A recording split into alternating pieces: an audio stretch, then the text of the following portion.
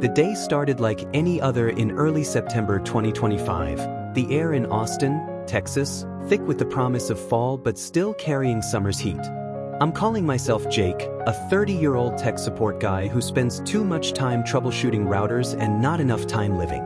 My apartment was a mess of empty energy drink cans and tangled cables, the hum of my AC the only sound breaking the silence. I'd been coasting through life, saving up for a trip to Japan I'd dreamed about since I was a kid, when a single decision turned my routine upside down. It was a Tuesday, and I was on a call with a particularly grumpy customer, an older guy who couldn't get his smart fridge to stop ordering kale. "Fix it, or I'm canceling my subscription," he barked, his voice crackling through my headset. I mumbled apologies, my fingers flying over the keyboard, when I noticed an email pop up. It was from a random address, subject line, "You've won a prize." Normally, I'd flag it as spam, but the sender's name, Hiroshi Tanaka, caught my eye. Hiroshi, the same name as the Japanese exchange student I'd befriended in high school, a guy with a laugh like a wind chime and stories of Tokyo that fueled my wanderlust. Curiosity got the better of me and I opened it. The email was a shock.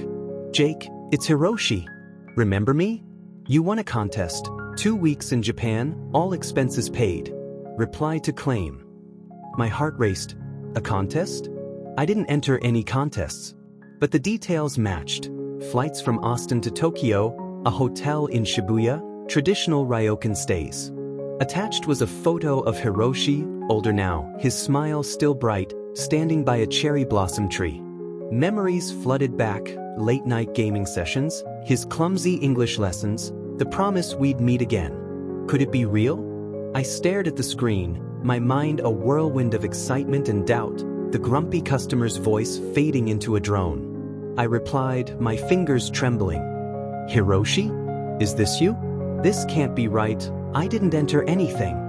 Minutes later, a response, "Jake, it's me. A friend ran a secret contest for old classmates. You're the winner. Confirm by tomorrow or it's gone." My pulse thundered. This was my dream, handed to me on a silver platter. I confirmed, my inbox pinging with a flight itinerary, departure in 3 days. Elation hit me like a wave, and I danced around my apartment, knocking over a stack of manuals, imagining sushi and neon lights. But then reality crashed in. I hadn't taken a vacation in years, and my boss, a stickler named Mr. Carter, would never approve 3 days' notice. The next morning, I marched into the office, a cramped cubicle farm with flickering fluorescence. Mr. Carter, a man with a permanent frown and a tie too tight, listened as I stammered through my request. "Japan? On 3 days' notice? Out of the question," he snapped, his pen tapping like a judge's gavel. I pleaded, my voice cracking, "It's a once-in-a-lifetime chance. I'll work extra hours." He relented, but with a catch: cover my shifts or lose my job. Panic set in. I scrambled, begging coworkers to swap, promising pizza and favors, my phone buzzing with Hiroshi's excited texts. The flight was a blur, cramped seats, a crying baby, my nerves a tight knot. I landed in Tokyo on September 10, 2025, the city a kaleidoscope of lights and sounds, the air humming with life. Hiroshi met me at the airport, his hug warm and familiar, his English now fluent. "Jake, you made it," he laughed, leading me to a sleek car. The next days were a whirlwind, sipping matcha in a quiet tea house, wandering Harajuku's colorful streets, Hiroshi teaching me to use chopsticks without embarrassing myself.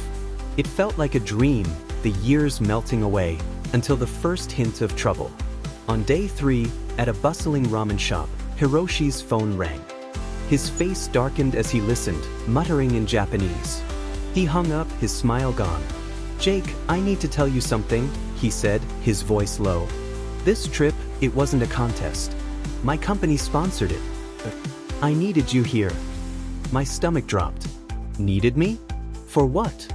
He explained. His firm, a tech startup, was in crisis. A rival had stolen their code, and they needed an outsider's perspective to rebuild it. Hiroshi, desperate, used our friendship, faking the contest to lure me. "You're a tech guy. Please help," he begged, his eyes pleading. I felt betrayed, the ramen turning sour in my mouth. You lied to me? I said, my voice rising, heads turning. Hiroshi winced. I'm sorry. I had no choice. We're losing everything. Anger boiled, but curiosity won. I agreed to look, my expertise kicking in as we pored over code in his office. A sleek space with floor-to-ceiling windows overlooking Tokyo. The problem was a mess, encrypted backdoors, sloppy patches. Hours turned to days, my jet lag forgotten, Hiroshi's team watching in awe as I unraveled it. By day 6, I devised a fix, my fingers aching, my mind buzzing with pride. But the drama wasn't over. On day 8, Hiroshi's boss, a stern woman named Aiko, confronted us. Who authorized this? She demanded, her voice ice.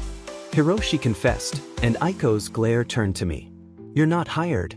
Leave or we sue. My heart sank, the trip's joy evaporating.